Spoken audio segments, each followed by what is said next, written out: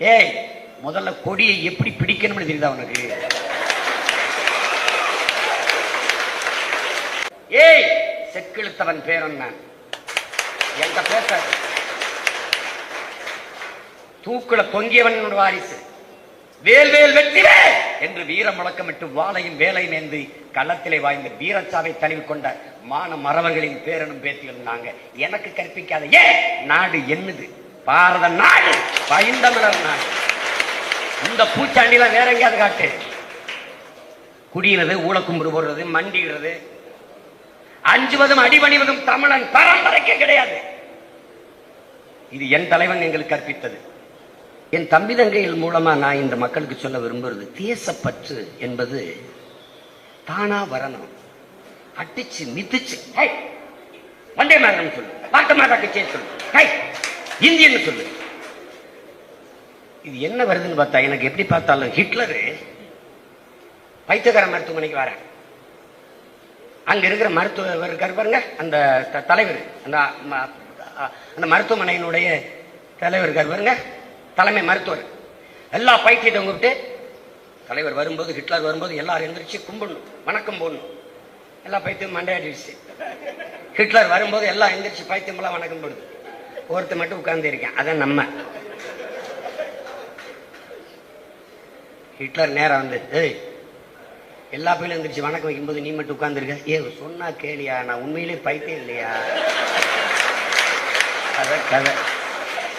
எல்லா பேரும் கொடியேத்திட்டா நீ, டேய் நான் பைத்தியம் இல்லடா, உண்மையிலே பைத்தியம் இல்லடா, அதுதான்.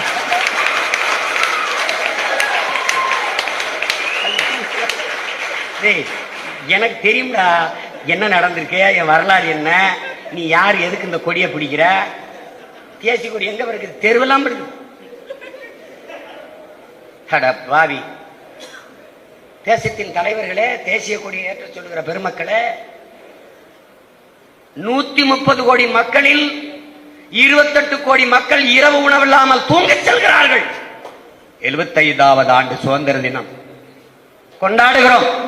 மக்கள் பசியோடு திண்டாடுகிறார்கள்.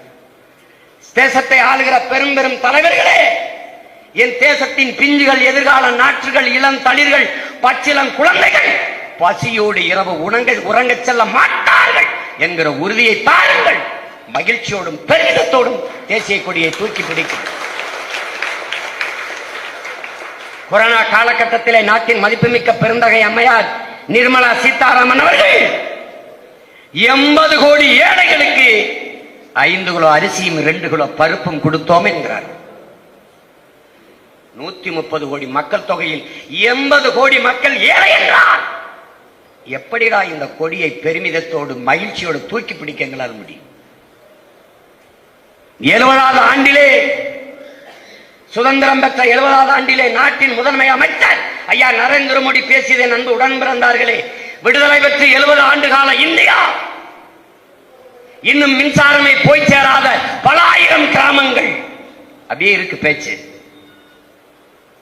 பல ஆயிரம் கிராமங்கள், மின்சாரமே போய் சேராத கிராமங்கள் பல ஆயிரக்கணக்கில் இருக்கிற போது அவனை செல்போன் டிரான்சாக்சனுக்கு வா, கேஷ்லெஸ் எக்கனாமிக்கு வா, எப்படி வருவான்? ஏண்டா மின்சாரமே போய் சேரலைங்கிற, அவனுக்கு செல்போன் டிரான்சாக்சனுக்கு வா, மின்னணு பணிமாற்றத்திற்கு வா. எப்படிப்பட்ட அறிவாளிகள்! இப்ப எல்லாருக்கும் போயிருச்சா? 75வது சுதந்திர தினத்தை கொண்டாடுகிற போது 2022 எல்லோருக்கும் வீடு அறிவித்த பெருந்தகை ஐயா மாண்புமிகு இந்திய நாட்டின் முதன்மை அமைச்சர் நரேந்திர மோடி அவர்கள் தான். எல்லாருக்கும் வீடு வந்துருச்சா? வீட்டுக்கு வீடு கொடியேற்றுங்க, ஏற்றுகிறோம். வீடுங்க, வீடு இல்லை, அதனால் நாங்கள் வீதியில் ஏற்றுகிறோம். ஆனால் எப்படியேனும் தேசப்பற்றை காட்ட வேண்டும் இல்லையா?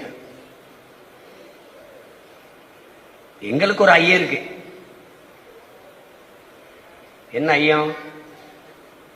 நாங்க வாழ்றதுக்காக வரி கட்டுறோமா, இல்ல வரி கட்டுறதுக்காகவே வாழ்றோமா?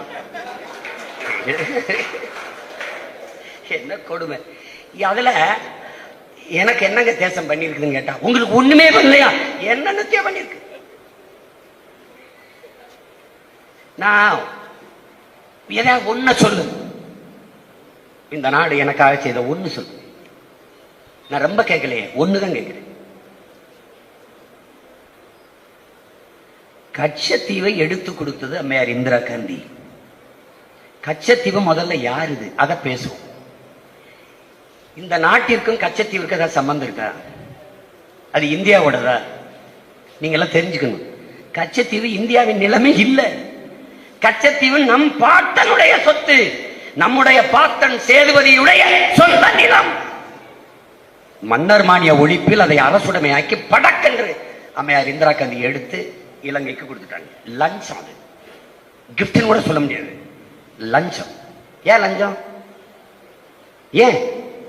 பாகிஸ்தான் அங்கிட்டு இருக்கான், சீனா அங்கிட்டு இருக்கான், ரெண்டு பேரும் தோள்பட்டையில் இருக்கான். அந்த தோள்பட்டையில் அவன் பிரச்சனை பண்ணக்கூடாதுன்னா துப்பாக்கி தொழிற்சாலை எல்லாத்தையும் நேரு இவங்கெல்லாம் சேர்ந்து காலடியில கொண்டாந்து தூத்துக்குடி துப்பாக்கி தொழிற்சாலை, அங்கே துப்பாக்கி தொழிற்சாலை, இதெல்லாம் இங்க கொண்டு வந்தது காரணம் என்னன்னா, தோள்பட்டையில பாகிஸ்தான் சீனாவை ரெண்டு எதிரி இருக்கான். டப்புன்னு ஒரு குண்டை போட்டான்னா புறங்காலி ஆயிரும்னு இங்க கொண்டாந்து வச்சான். கச்சத்தீவை எடுத்து கொடுத்தது என்னன்னா, இந்த பாகிஸ்தானோடவோ சீனாவோடவோ இலங்கை போயிடக்கூடாதுன்னு. நம்மளை பார்த்து கவனிச்சு விடுங்க, இந்தாங்க ஒரு 2000 வச்சுக்கிறீங்க, அது மாதிரி நாங்க கச்சத்தீவை வச்சுக்கிறீங்க, எனக்கு விசுவாசமா இருங்க. எல்லை தாண்டி வாரான், எல்லை தாண்டி வாரான், எல்லை தாண்டி வாரானே சொல்லிட்டு இருக்கானே. டேய், நான் கோபத்தில் ஏதாவது கெட்ட வார்த்தை பேசிடாம இருக்கணுங்கிறதுக்காக நீங்க என்ன? ஐயோ, இங்க பாருங்க, இங்க பாருங்க, எல்லை தாண்டி வாரான். எல்லை தாண்டி கேரள மீனவன் வாரானா இல்லையா? எல்லை தாண்டி கேரள மீனவர்கள் வருகிறார்கள். ஏன் அவர்கள் சிறைப்படுத்தப்படவில்லை, படகுகள் பறிக்கப்படவில்லை, வலை அறுக்கப்படவில்லை, மீனவர்கள் கைது பண்ணப்படவில்லை, சுட்டுக் கொல்லப்படவில்லை? ஏன்? எல்லை தாண்டி வருபவன் மீனவன் என்பதற்காக அல்ல, எல்லை தாண்டி வருபவன் தமிழன் என்பதற்காக கொல்லப்படுறான், கைது பண்ணப்படுறான், சிறைபிடிக்கப்படுறான். இது என்னைக்காவது நீங்க கேட்டதுண்டா? தமிழர்கள் இந்த நாட்டு குடிகள் என்று நீ கருதி இருந்தால் 500 மீனவர்களை நீ சாகுத்திருப்பிய. ஒருத்தனை சுட்ட உடனே பாஞ்சு நீ கட்டி தடுத்துருக்க தொலைச்சு போடுவேன். ராஸ்கல், சுண்டக்கத்தண்டி நாடு பிரிச்சு போடுவேன்.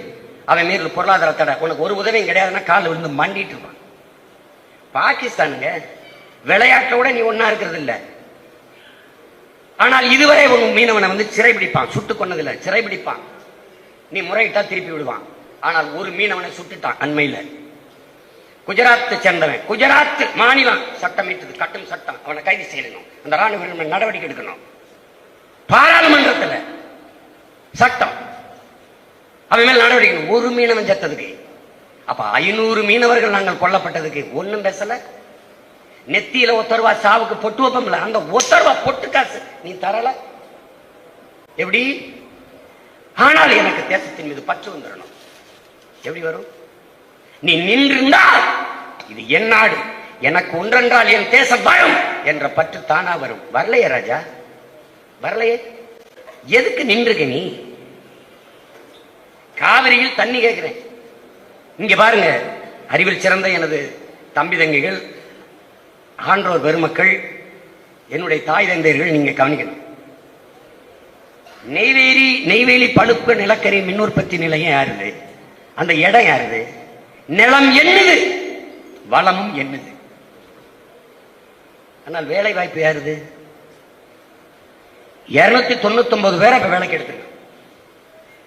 ஆனால் 299 பேர் ஒருவன் கூட தமிழன் இல்லை. ஆனால் என்ன சொன்ன? வேலை வாய்ப்பு, வீட்டுக்கு ஒருவருக்கு வேலை என்றுதான் என் நிலத்தை கையகப்படுத்தின. எங்க வேலை? வேலை குடு என்று போராடுவதே எங்களுக்கு வேலையாக ஆக்கியிருக்க. இதுல என்னன்னு கவனிங்க. என்னுடைய வளத்தில் தயாரிக்கப்படுகிற மின்சாரம், என்னுடைய நரிமணம் பெட்ரோல், என் நிலத்தில் தயாரிக்கப்படுகிற அணு உலை மூலமாக தயாரிக்கப்படுகிற மின்சாரம், அனல் மின்சாரத்தின் மின்சாரம், இது எல்லாம் பிற மாநிலங்களுக்கு பங்கிட்டளிக்கப்படுகிறது. என் நிலத்தின் வளம் எல்லாருக்கும் பொது. ஆனால் பிற மாநிலங்களில் அவரவர் வளங்கள் அவரவர்க்கே. என்னுடைய நெய்வேலி பழுப்பு நிலக்கரி மின்சாரம் எல்லா மாநிலத்துக்கும் பகிர்ந்தளிக்கப்படுகிறது. பெருமக்களே, ஆனால் காவிரி நதிநீர் உரிமை அந்த கர்நாடக மாநிலத்தின் நீர் வழி வளமை, நீர் வளம் கன்னடர்களுக்கு, கன்னட மண்ணில் வாழ்கிற மக்களுக்கு. இப்ப என்ன கேள்வி? காவிரியில் தண்ணி கேட்டு அங்க இருக்கிற 1.25 கோடி தமிழன் போராடல, கேட்கல, எதிராக நிற்கிறார்கள். கொடுக்காதீங்கன்றாங்க. ஏன்னா உயிர் பயம். வீட்டை கொளுத்திடுவான், நிலத்தை எரிச்சிருவான், கரும்பு தோப்பு வாழை தோட்டத்தை எரிச்சிருவான். அதனால பயம். ஆனா நாம போராடுகிறோம். பாதிப்பு அவனுக்கு. நல்லா கவனிச்சுக்கணும். வீட்டை எரிச்சு வர்த்தக நிறுவனங்களை, கடைகளை அடிச்சு நொறுக்கி, விளைநிலங்களை தீக்கிரையாக்கி, அப்ப நம்ம மக்கள் இருக்க முடியாம ஏதோ கையில கிடைச்ச துணிமணியை பொட்டலமா கட்டிக்கிட்டு புள்ளகட்டியை கூட்டிக்கிட்டு சாலையில் நடந்து சொந்த நாடு என்று சொல்கிறார்கள். சொந்த நாட்டிலேயே என் இன மக்கள் அகதியாக கால்நடையாக நடந்து தமிழகத்திற்கு வந்த காட்சிகள் இன்று கர்நாடக காவல்துறையினை காப்பாற்றல. இது ஏன் நாடு? ஏன் நாடு? இந்திய நாடு. ராணுவம் வேண்டாம், துணை ராணுவ படையவாவது அனுப்பி நீ என் மக்களை காத்து. வண்டியில வந்தவன், லாரியில வந்தவன் எல்லாரையும் நிறுத்தி அடிச்சு அரை நிர்வாணமா அடிக்கும் போது நீ தடுத்து காப்பாற்றி அவர்களை கைது பண்ணி நிறுத்தியிருந்தீர்கள் என்றால் இது ஏன் நாடு, எனக்கு ஒரு ஆபத்து என்றால் வரும் என்ற பற்று தானாக வந்திருக்கும். செய்யவே இல்லை. ஒரு கண்டனம். என்னையா சொந்த நாட்டு மக்களை பேசிட்டு பேசாம இரு அப்படின்னா, என்னுடைய மின்சாரம் எல்லோருக்கும் என்பது போல அவனுடைய நீர் எல்லோருக்கும், எனக்கும். அந்த நிலை ஏன் இல்ல? ஏன் இல்ல? ஒரே நாடு, ஒரே வரி, ஒரே தேர்தல், ஒரே சரங்கு, ஒரே சொறி, எல்லாம் இருக்கு, எல்லாம் இருக்கு. ஒரே ரேஷன் கார்டு, இதெல்லாம் சரி. ஆனால் ஏன் ஒரே குளத்துல குளிக்க முடியாது, ஒரே சுடுகாட்டில் படுக்க முடியாது? எல்லாரும் ஏன் கொண்டு வர முடியாது? ஒரே வரி, ஒரே ரேஷன் கார்டு, ஒரே மொழி, ஒரே நதி. என்னுடைய அந்த நதியை எல்லாருக்கும் தண்ணி போடு கூட பாப்போம். தவிச்ச வாய்க்கு எனக்கு தண்ணீர் பெற்று தராத நீ தேசப்பற்றை பெற்று பேசாத, பேசாத, எனக்கு கற்பிக்காத. அந்த இடத்துல நீ நின்றிருந்தீனா இது என் நாடு, எனக்கு பற்று வந்திருக்கும். இந்த நிலம் இந்த நாடு நாடாவதற்கு முன்பே நிலைத்து வாழக்கூடிய பூர்வீகுடி மக்கள் நாங்கள் தமிழர்கள். இந்த நாட்டின் விடுதலைக்கு போராடி உயிர் நீத்த பெருமக்களின் பிள்ளைகள். வரி செலுத்தி, வாக்கு செலுத்தி, இறையாண்மைக்கு, சட்டத்திட்டத்துக்கு கட்டுப்பட்டு வாழ்கிற தமிழ் தேசிய இனத்தின் மக்கள். எங்களுடைய ரத்த உறவுகள் இன்னொரு தாய் நிலத்தில் கொன்றொழிக்கப்பட்ட போது கொன்றொழிப்பதற்கு துணை நின்றவர்கள் நீங்கள். கொன்றவன் காங்கிரஸ், வேடிக்கை பார்த்து நின்றவன் பாரதிய ஜனதா. தேசிய கொடி ஏற்ற முடியாது என்று சொல்லிவிட்டார் பாருங்கள். நீ பாராளுமன்றத்துக்கு முன்னாடி கூட நான் சொல்லுவேன், அது மேல ஏறின்னு கூட சொல்லுவேன், என்னால ஏற்ற முடியாது. அமைச்சர்ல இருந்து, பாராளுமன்ற உறுப்பினர் இருந்து, உள்துறை அமைச்சர் கொடி ஏற்றுறாரு, தலைகிறா போது இறக்குறாங்க, மறுபடியும் ஏற்றுறாங்க, வலைவெளியில் இருக்கு பாரு. கொடியை எப்படி பிடிக்க வேண்டும், எது தலைப்பாக இருக்க வேண்டும், எது கீழே இருக்க வேண்டும் என்று தெரியாத நீ எனக்கு தேசப்பற்றி சொல்லி தராத, எனக்கு கொடியத்தை கற்பிக்காத. முன்னாடி கூடி இருக்கிற ஆன்டி இந்தியன்ஸ் தேச துரோகிகளுக்கு நான் என்ன சொல்ல விரும்புறேன்னா,